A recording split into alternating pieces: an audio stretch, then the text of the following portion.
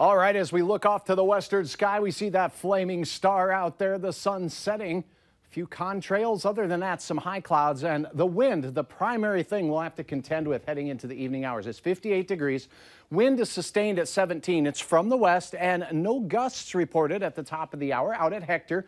Dew points are the 20s. It's very dry out there, so if you start getting chapped lips or the like, that happens this time of the year when the air gets that dry. Look at the sun setting off in the Grand Cities. 59 degrees right now, but your winds still gusting over 35 miles per hour. Here's a look at temperatures, mid-50s for most across the eastern third of North Dakota, holding on to 59 in Grand Forks, 57 in Roseau, 55 in Baudette, with 55 also in Wadena. We've had a cool front pass through, thus the drop in temperatures, but our high today of 63 in Fargo, still well above our average in the mid-50s for this time of the year. Tomorrow, this red line moves at us. That's a warm front, so it will not take long for temperatures to respond. Some stormy weather making its way into the Pacific Northwest. Rain, even snow in portions of British Columbia.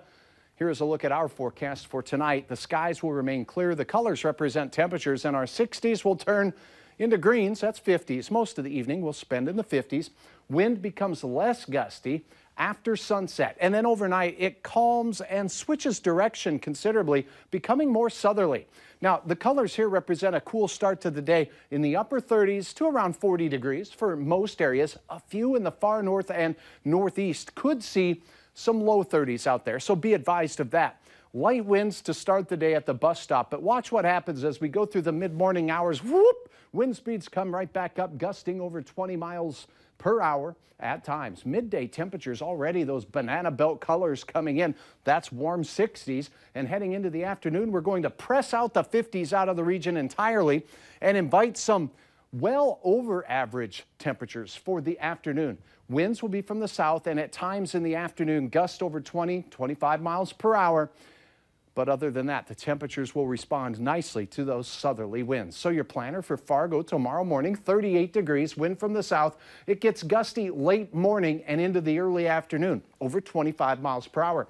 The wind gusts will remain, but temperatures will soar into the low 70s, and that's almost 20 degrees above average for this time of year. Low 70s across eastern North Dakota and western Minnesota. We'll see 65 to 70 for your Thursday afternoon.